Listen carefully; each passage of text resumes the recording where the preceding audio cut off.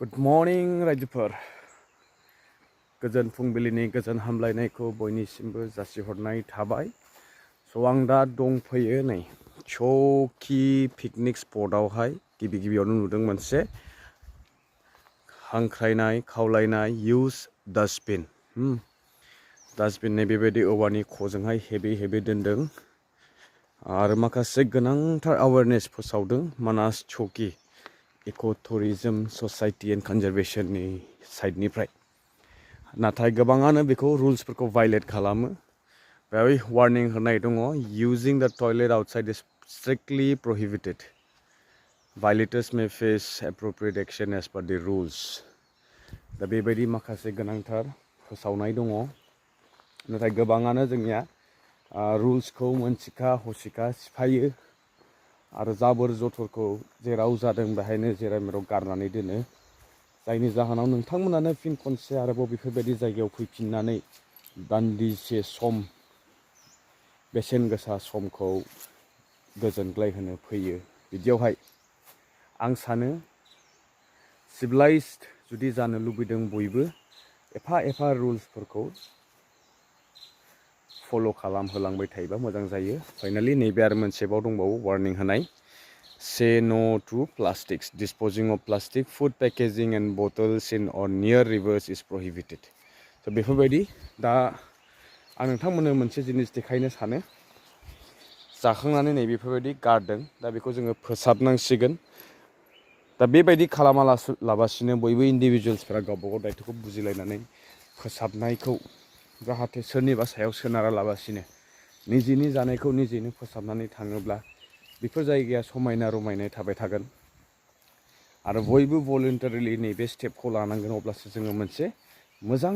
मोनसे ओनसोल थासारि जोङो लाबोनो हागोन आरो निजेबो मोनसे गियानबो मोनगोन। दा बेफोरबायदि दिनै फाइनालि नोंथांमोननो आं बे बाथ्राखौ बुंनाया जाहैबाय, दिनै फाइनालि अफिसियेलि मानास चौकी इक' टुरिज्मनि नाजानायाव नैबे पिकनिक स्पटआ दिनैनिफ्राय अफिसियेलि बेखेव जासिगोन आरो बेवहाय माखासे डिस्टिंगुइश आलासि सफैगासिनो दङ। बिथांमोना गेटखौ बेखेवफैगोन। जोंहा बाक्सा डिभिजननि DFO सार, बिथांजों लोगोसे रेन्जार्सफोर आरो बिथांनि मावथि लोगो बिथांमोन आरो बेजोंनो लोगोसे मानास चौकी इक' टुरिज्मनि गोबां बिभिन्न दायथ'आव थानाय पदआव थानाय दैदेनगिरि बिथांमोना बाहागो लाफागोन आरो जोंनि लकेलनिनो फरेस्ट केम्पनि मावथिफोराबो बेहाय बाहागो लागोन। नोंथांमोन आङो सिदायैनो स्ट्रेट अवे गेटआव थांनानैहाय गेटखौ दिन्थिहैनोसै। आं दा दंफैयो एकदम सिङावहाय, एसे राउन्डआव फैदोंमोन, आङो चेक इन खालामफैदोंमोन माबायदि जानानै दं जायगाफोरा बेफोरखौहाय। बांद्राय गोबां दाखोर नुवासै आङो। डास्टबिन होखांनायनि उनावहाय फ्रायानो खमायदों जाबोर जथर गारनाया, थेवब्लाबो माखासेफोरा आरोबाव बिथांमोननो जोङो गोबां नलेज होबावनो दङ बा बिथांमोना नलेज लानो गोनां दङ, फोसावनो गोनां दंबावो। जिहेतु बिथांमोना बेहाय किसुमाना जोङो हानायखिनिखौ बुजायदोंमोन, किसुमाना दासिमबो बुजियाखै। लावखार ओंखाम जानो फैनाय दावबायारि बिथांमोना बेखौ खोथाखौ नोजोराव होयो आरो गोसोआव लाखियो। थुदो बिदिब्ला गेटआव स्ट्रेट अवे थांनोसै, ओमफ्राय नोंथांमोननो गेटनि सिनखौहाय दिन्थिनोसै। आरो नैबेहाय भलुन्टियार्सफोरनि केम्प बानायगासिनो दङ, जाहाथे बिथांमोना नैबेयाव थानानै डिउटि खालामगोन। बेफोरबायदिनो जाय भायलेट खालामो बेनि फारसे बिथांमोना स्ट्रिक्ट नोजोर लाखिगोन। दा जोङो थांनोसै गाहायाव। आं अलरेडि गारि सिङाव इन जाबाय। आङो बिथांमोनखौ नेदोंमोन, बेहाय खामानि मावनो फैदोंमोन सानैसो, नाथाय बिथांमोना दासिमबो मोनफैयाखै। बिसोरखौ नेबाय थाबा गोबाव जासिगोन, आङो दावबायलांग्रोनोसै।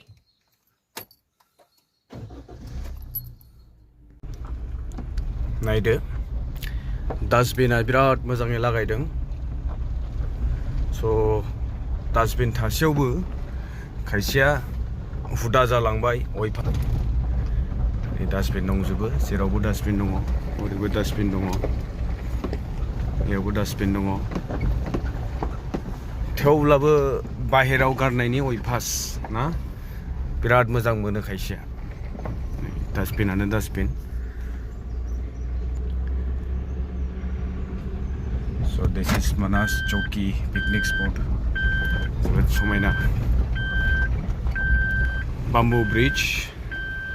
ओरैहाय दावबायारिफोर फैबा ओंखाम जानो मानो नै बेबायदि ओरै बारलांनो थाखाय बानायदों जोबोद समायना एभेलेबल स्पेस हाजो सेर सेर हाजो गेजेर एकदम बेंखनजोबनाय हाजोआ एन्ड बिराद स्पेसियास जायगा बे पार्किं एरिया बिउटिफुल हौरै नै बारनानै एभारग्रीन दा नैबे मोनथावहाय जायो थेवब्लाबो मोजां आरो बे road 5 kilometre distance human habitat जायगानिफ्राय जेराव मानसिफोर थायो बेनिफ्राय पिकनिक स्पटसिम लकेशनसिम मोनफैनो 5 किलोमीटर डिस्टेन्सआव नैबे सीसी ब्लकनि लामा जोबोद मोजां समायनाय बानायना होदों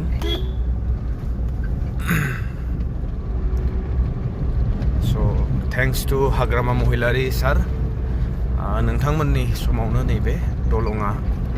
बानायजानायनि थाखाय रोजा रोजा साबायखर थाबाय नङाबा बिसिम मोनफैनो जोबोद गोब्राबमोन आरो गिनो गोनांमोन वाइल्ड लाइफ फोरजोंहाय मोगा-मोगि जाबाय थानो गोनां जायोमोन सो फाइनाली नैबे रोडआ मोनसे सल्युशन जाबाय दावबायारिफोरनि थाखाय मोनसे मोजां समायना जायगासिम सौहैनानै दसे सम रंजाहैनो बा गोसोफोरखौ गोजोन होनो थाखाय मोजां मोनसे लामानि सुबिदा बानायना होदों नैबे 3 नाम्बार होननानै बुङो बेखौ 3 नाम्बार माने बेसिम 3 किलोमीटर जाफैयो बेवहाय बान्दो दङ मोनसे इरिगेशननि बान्दो बेहायबो एभारग्रीन नै जा मोजां नै ग्रीन फ्लोर मेट ना बेबायदि आरो जोबोद समायना साराउन्डिंआ आं गारियावहाय स्पिडआव थांगासिनो दिन्थिजोबनो हानाय नंला नैबाव मोनसे फरेस्ट केम्प दङमोन स' अकुपाइड जाथ'वाखै बियो एमटि न'सो दा नै दाउ फेल लाकि इनाफ ना मैबो नुगोन मै मैदेर हर्नबिल दाउ एसे रेयर आरो थेवब्लाबो फैयो गेजेर गेजेर फैयो आरो मिथुनफोर दङ मैदेर थायो दाउराइ मोसाबो दङ बेनिफ्राय मुफुर बेफोरबायदि गोबांथार माने जिब जुनादखौहाय नुनो मोनगोन बे चौकियावहाय फुंनि टाइमाव साबसिन मर्निं टाइमावहाय नुयो आरो उनावहाय एसे दावराव दावसि जायोबा हाग्रायाव एरसोना थायो जाहैबाय स' आं दहाय फुङाव फैनायावहाय मै नुदोंमोन खिन्थु आं केपचार खालामनो हास्लाबासै बे डाउनस्ट्रिम दै बोहैलांगासिनो स' आं केमेराखौ अन लांगासिनो जाहाथे बायसान्स नुबाय बायोबा केपचार खालामजानाय बायदि हरैबो नैबे 3 नाम्बार दुइमुख स' आङो 2 किलोमीटर्स अवे ना गेटनिफ्राय मोनसिगोनानो गोबां कालभार्टफोरबो दङ बेवहाय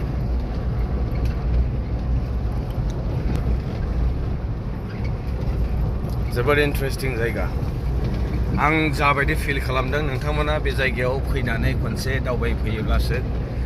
बेनि एक्चुअल फिलिंसखौहाय लानो हागोन थेवब्लाबो दा नोंथांमोना नुनायजोंनो बुजिना मोनबाय बेसेबां गोजोन थासारि जानांगौ बेहाय गारि गुरा गंसेबो गैया आंनो फार्स्टमोन भिजिट खालामहैनाय आर्लि इन दा मर्निं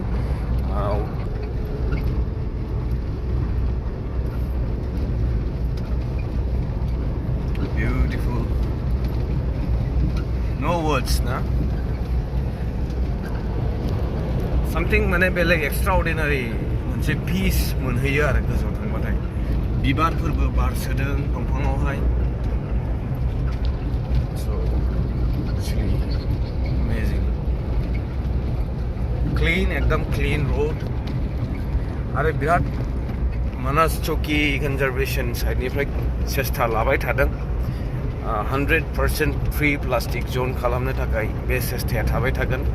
आरो कपरेशन नांगौ नोंथांमोननि जायफोरा दावबायारिफोर फैयो नोंथांमोननि क'पारेसनजोंसो बे 100% सल्युशना ओंखारगोन प्लास्टिक फ्री जन खालामनो हागोन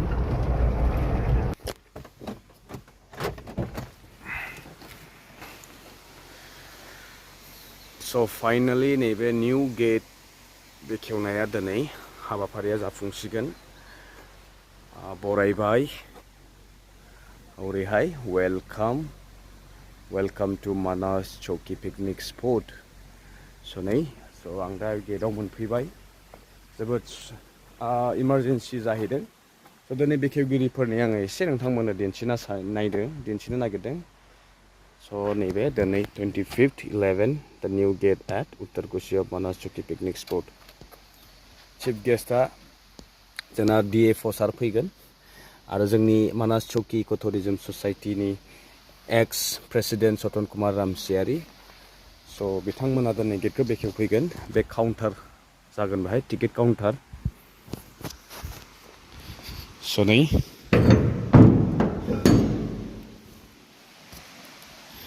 स' बे काउन्टार केबिन बाहाय टिकेट काउन्टार जाबाय बेनिफ्राय टिकेट इसु जागोन स' बेबायदि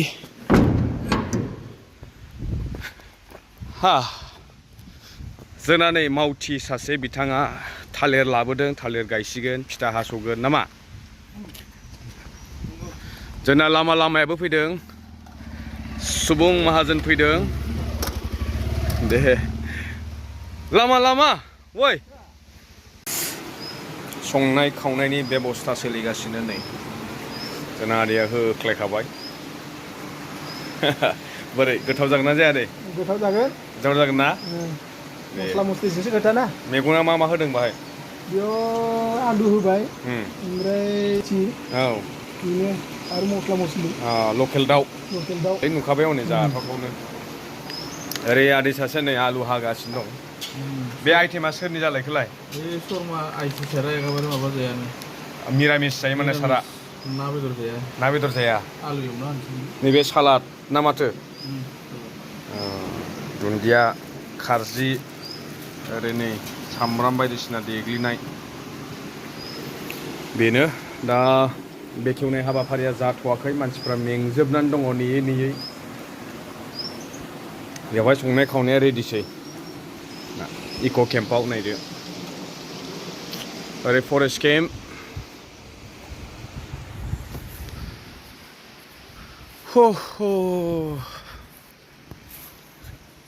दिनै जोंना केम्पनि बस मा खालामदों मबाइल थुलागासिनो उदैया मानदोंना मानाखै बान्दारा मानाखै ए जाखांबायनो मालाय एसे ओमफ्राय बेदर हाङोलै नैबिदि आरोना नैबेखौनो आवलायबाय दिनै गेटआव थांनानै नायहैनि मा सोलिगासिनो दं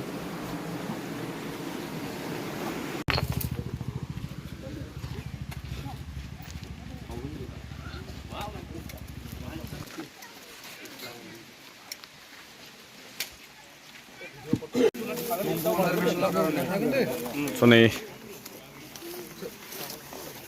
फर्स्ट रेस्किउ प्रग्राम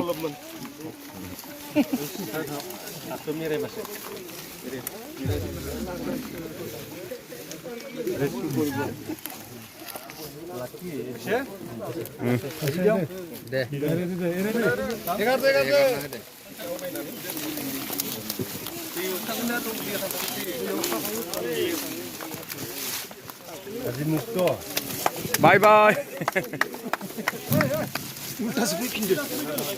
औ स' नैबे जोंनि भलिन्टियार्स थानायनि टेम्परारि केम्प ओरै मावथिफोरा ओरै खामानि मावगासिनो ओरैबो मावगासिनो दङ स' नोंथांमोना नुबाय अपेनिं खालामबाय गेटआबो बेखेवबाय जाजोब्बाय जों दा बाय दंफैयो मोनसे glimpses of Manas Chowki Ecotourism माखासे मेमोरेबल सम नायदो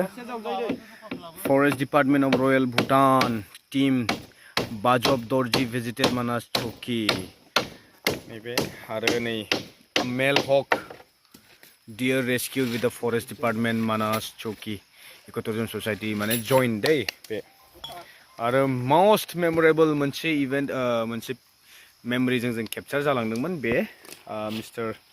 जोंहा legend आसामनि जुबिन गार्ग बिथाङा जोंनि चौकियाव फैदोंमोन 2016 आवहाय along with गारिमा सयकिया बिथांनि मिसेस लोगोसे मौसुमी गगৈ स' बेबायदि आरो नैबे टुरिस्टफोर भिजिट खालामफैनाय इटालीनिफ्राय आरो बाइकार्स ग्रुप आरो बिदिनो नै दाखालै बावैसो रिसेन्टलि मेक्सिक'निफ्राय मोनसे टीम जोंनिसिम दावबायफैदोंमोन बेबायदि ना स' बे बेनारा दिनै बेहाय भलन्टियार केम्पनि सिगाङावहाय फसंजासिगोन मोनसे मेमरेबल ग्लिम्पसेस बेखौ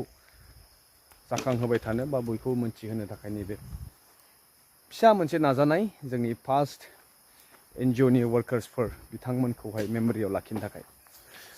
एन्ड बेबायदि दा स्रिं स्र' जाजोब्बाय टाइमाबो अराउन्ड 5:05 जानोसै अके स' बिदिब्ला दिनैनि भिडिअ नैबेनो जोब्बाय बाय C U in the next video समायना नुदोंथ' बरिया हाइटआबो जाखाबाय मेक्सिमाम हाइट बेनिफ्राय आरो मा जौबावनो होमबा जाबाय दे जासिगोन जाबाय हरथ'बायबो औरे जुबिन गार्गनि मोनसे बेनार दङ नुहुरगोन ना नुहुरलाथाय ओइ नै लागायबाय